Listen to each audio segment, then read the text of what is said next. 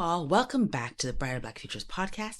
I'm your host, Bisa, and today, as per usual, I've got a very informative and jam-packed show for you all. And today's theme is a focus on information literacy, particularly the importance of parents making sure their kids understand this concept and know how it impacts their lives. And I've got a great expert lined up for an interview to teach you more about it and teach me more about it. Honestly, I learned so much, and I know you're all going to enjoy the discussion I have with her as much as I did having it. So let's get into it.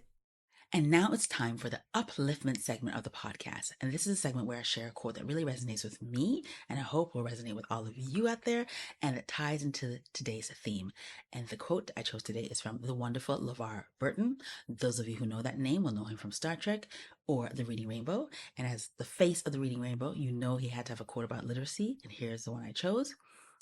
The quote is, "For me, literacy means freedom for the individual and for society." I love that so much. I'm going to say it again. For me, literacy means freedom for the individual and for society. Woo! Listen, I love that quote so much because, yes, he was talking specifically about reading books based on who he is and what he was doing.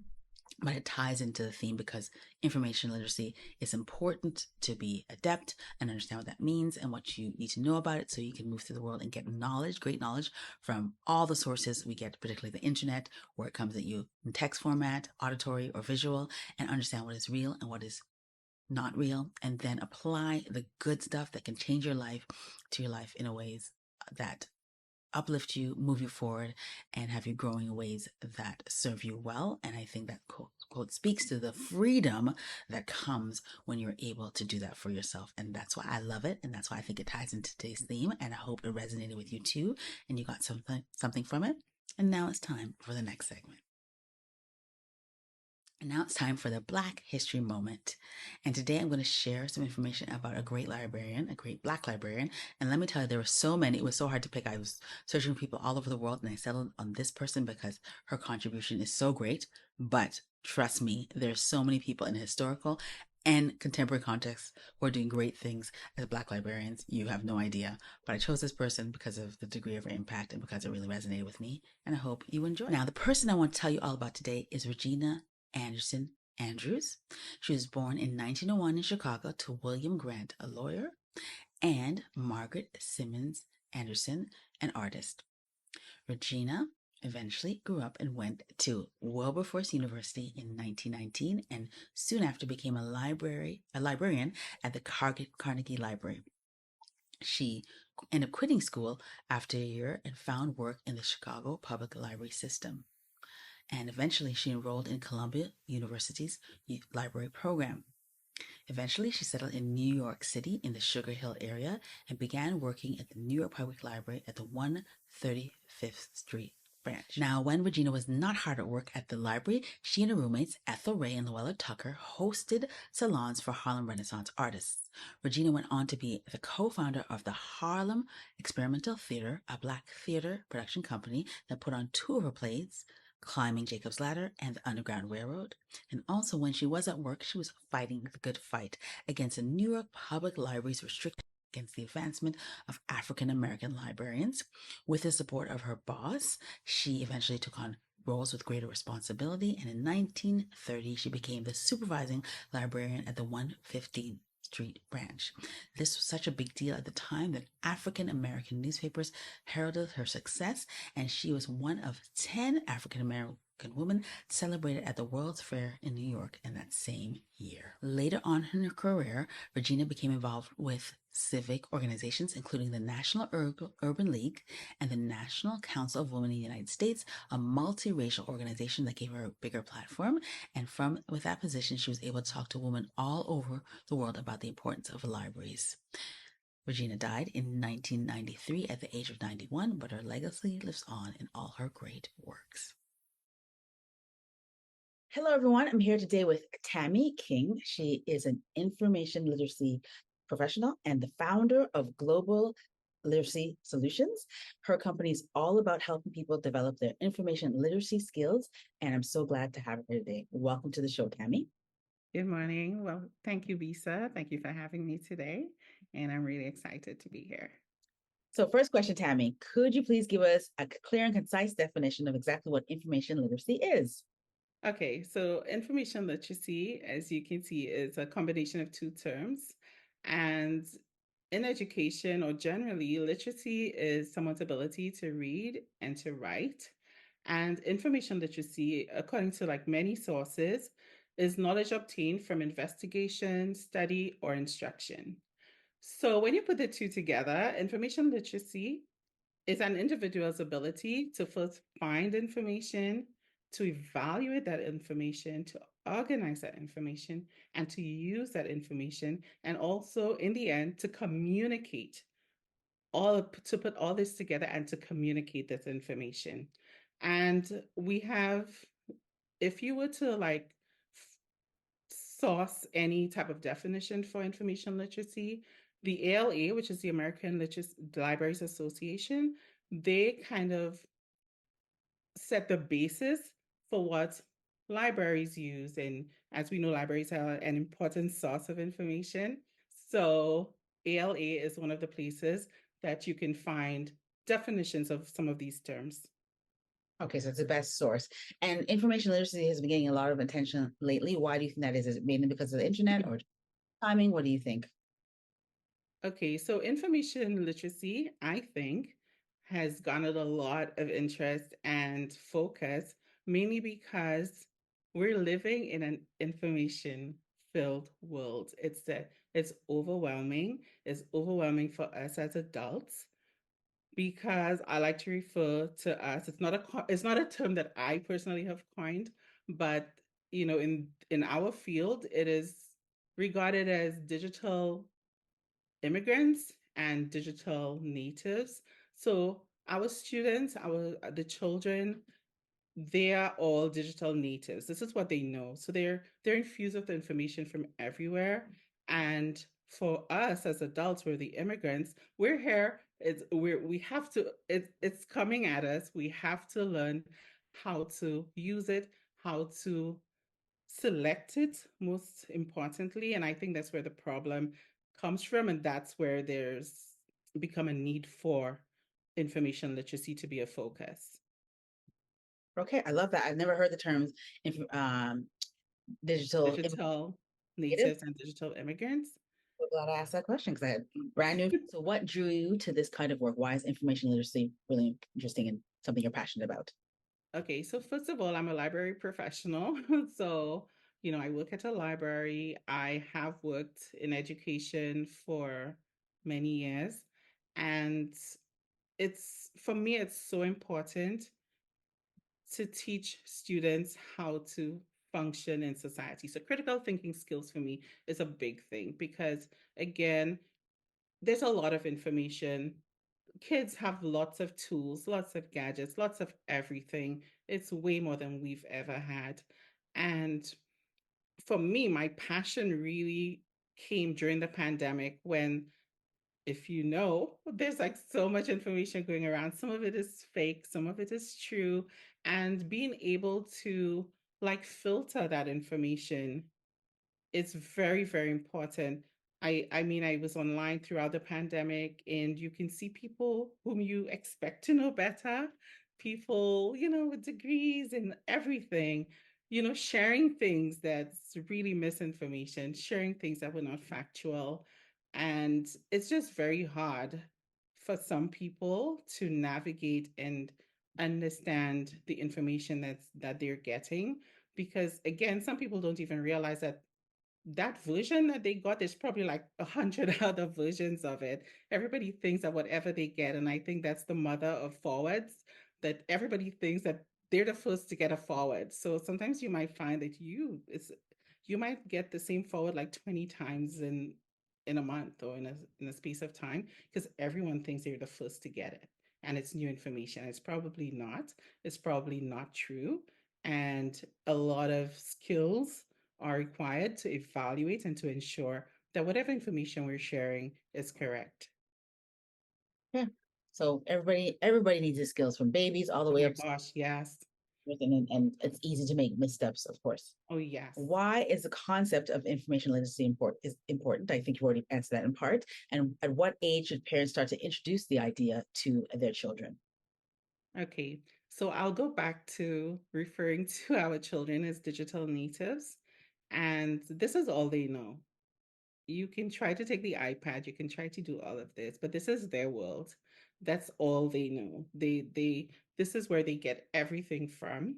And I think from as early as you can, as long as your child has an understanding, you should motivate them to think about what they're sharing with you, because kids will run with their laptops, their phones, and they'll show you something, and it's up to you as the adult to share with them or to ask those questions that will get them to think about whether or not a man really has three eyes or six heads, or in reality, like, is it true, right? So but from a more formal, like, environment, I would think like preteens to teens would be the ideal age to start and to ensure that your child is developing these types of skills in information literacy. Okay, thank you. So a follow-up question for that, just thought of. So if you're a parent at home, somebody's watching now and thinking, oh my goodness, I want to teach my kids and make sure I do it well, but your information literacy skills are not great. What's the best way to start learning about this? Would you go to a library to source information or on the internet? What would a parent in that case do? Well, a parent in that case can always get a library card. First of all, the library professionals, they're superb. They know how to help you navigate the overload of information. Even just knowing a starting point would just be knowing like key websites, or the terms that you need to search, because generally, you if you were to use Google, which is our basic our basic tool, you can get that information yourself. You can get that information yourself on what or how, what kinds of questions you can ask your child when they come up with, and it doesn't even have to be anything formal. Like I said, kids, especially younger kids, it's all about pictures. It's all about maybe a story that they heard, and there's just ways of finding out if that story is true, looking at the source, the author. It's If you find an author called Bisa, you want to know if Bisa is a real person, if Bisa knows what she's talking about, you can Google Bisa. Simple, and see what comes up. So if Bisa is writing about, you know, rocket science, and Bisa only has, education in maybe, I don't know, knitting, right? You can say, well, unless something in her biography actually tells me that she has some kind of training in rocket science, maybe we should not build a spaceship as per Bisa's instructions, right? So it's little things like that that we can put into practice. And again, the school's responsibility, our education system as well, is equipped mostly to teach our kids how to navigate all this the stream of information. So as a parent, your job really is to reinforce that once it's home. So build a relationship with the school, build a relationship with your community libraries, and then you can work towards you and your child developing those information literacy skills. So the parents are going to work with their kids at home. What should they expect their kids to be learning at school about information literacy? Okay, so at school, your child is supposed to demonstrate, how they identify information. So some examples, I know students in from middle school, they're given projects to work on. So how are they writing a thesis? How are they able to structure and create a timeline for their research? So a plan for their research, because these simple things will actually set the foundation of how they're going to go about the next steps of research or finding information. So the first step is identifying the nature and the extent of the information that they need. So your child also, now that they've identified all of that, they've written it down, you can see like, do they know where to find that information? Are they getting the right books? Are they able to go to the library, locate a book? Are they able to use library databases? And I can give you 100 stories about kids doing research at all levels of their education and completely disregarding the library databases that we pay hundreds of dollars for, thousands of dollars for, and simply using Mr. Google, which is not the most effective for when you're doing your schoolwork. so, so you will see if your kid can identify, if they can find, if they're able to evaluate the information. So once they get that information, are they just taking it wholesale?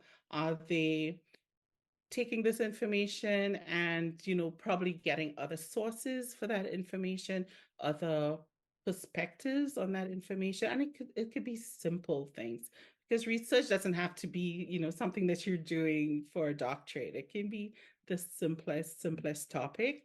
And the kids do study and they do research from very, very tender ages within the system. So are they using correct websites? That's another very important thing, because right now, most of the homework is done online. So again, is it a blog? Is it Bisa's ideas? Is it Tammy's ideas that they're just copying? Is it our opinion? Because a lot of blogs are really opinions. So are they just, and they're so easily accessible. So kids put it in Google, they come up with someone's blog, and they're like, oh, this person says this, and then they just take it wholesale. And so as a parent, you need to, these are the little things that you pay attention to, like, how are they finding that information? How are they planning? How are they evaluating that information? And finally, how are they communicating that information? Are they just, are they referencing anyone? Because we know if they're not referencing, it's plagiarizing, it's essentially stealing someone's work.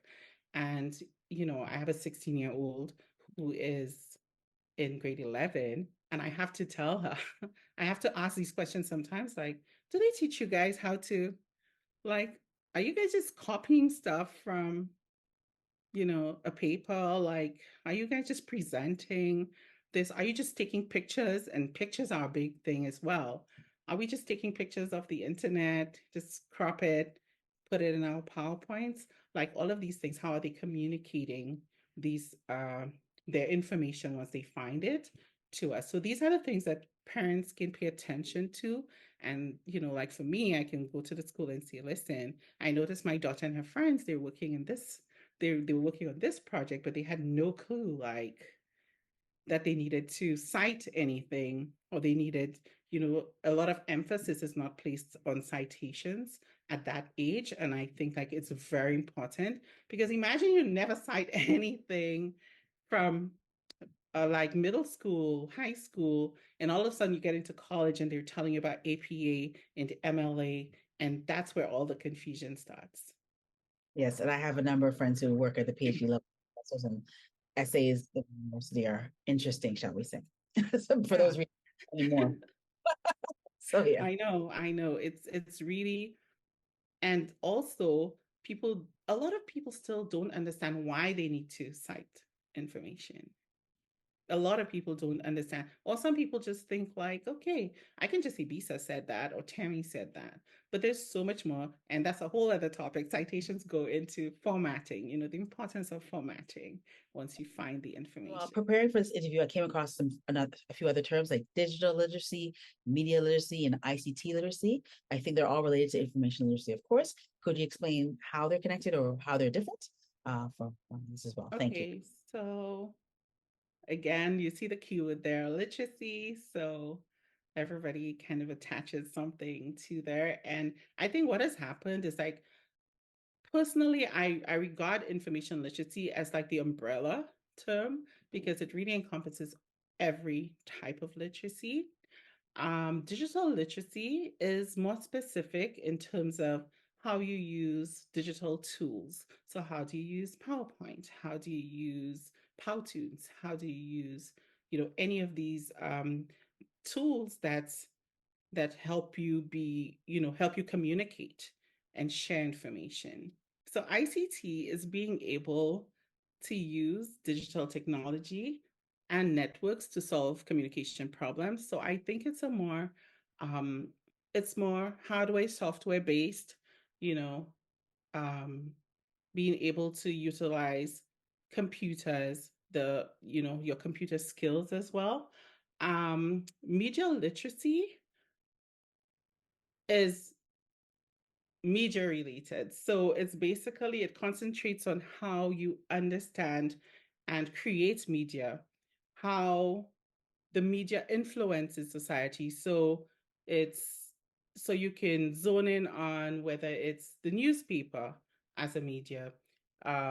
You can the internet, but it's more specific. So with each of them, I would say that information literacy is the umbrella, and within that, you would have your digital literacy, you would media literacy, ICT literacy, and just knowing that every single one of them is part of information literacy because all the information we get is either through media.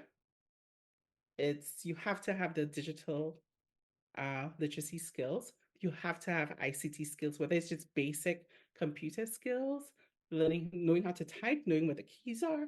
It's knowing how to save something once you've found that information. So all of it works together and falls neatly, in my opinion, neatly under information literacy. Thank you so much for that answer. And just because we're using a bit of jargon here, ICT is information communication technology, did you say? Yes. Some audience knows. Thank you so much. Preparing for this interview, I also learned a lot about how marginalized and racialized communities, like Black communities particularly, are not having access to the technologies they need to keep up with the digital age. So they're not as tied in and tuned into the digital experience and awarenesses. And I wanted to ask you, what have you seen is being done to ensure that those gaps are bridged? Because I also read that in a few years, maybe 10, 20, 15, however many, um, there are going to 80% of the jobs are going to be digitally based, and those communities will be left out of those conversations. So your thoughts on that would be greatly appreciated. Thank you. Okay, so in order to bridge that gap between marginalized communities and their access to technology, I think a great starting point would be our local libraries. Local libraries are equipped with so many tools.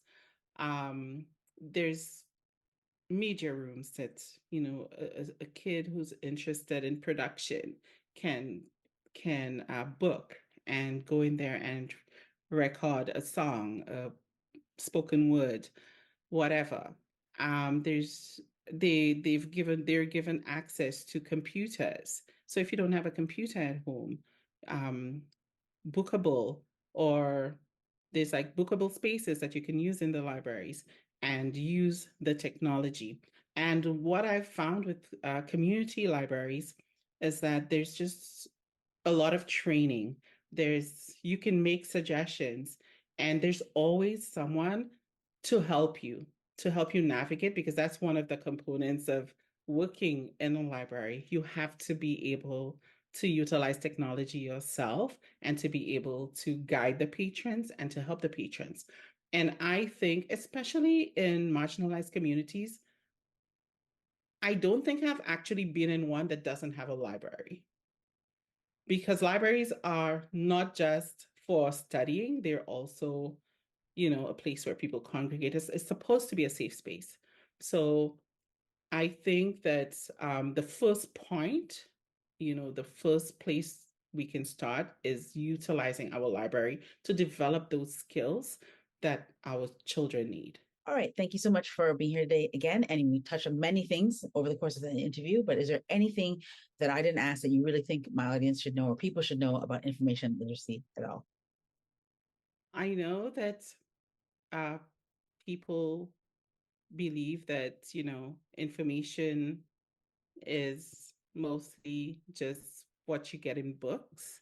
And they don't think about information as being all around us, on a billboard, on the side of the bus, at the train station. Like, information is everywhere. And so, again, to not suffer from an overload of it and to become overwhelmed by it, we should be able to evaluate, we should be able to select, and we should be able to communicate and not get into trouble when we do so, the information that we're interacting with. So for me, information literacy should become a very important component of everybody's education at all levels, whether, as long as you accessing information, as long as you're using information, so we're not even going to put an age on it, as long as you have access, you should be able to work on developing skills to evaluate that information, because there's a lot of fake news out there, a lot of misinformation, a lot of disinformation, and you need to be equipped with those tools to navigate and to contribute and to be productive and to critically think within this society. This is a global context, and everywhere you go, it's going to be the same. You will need those skills, they're transferable. All right, that's all we have for you today. I hope you really enjoyed this episode and learned something. I learned tons of things, so I hope you did too. And I look forward to seeing you all again very soon. Till then, take care and be well. Bye.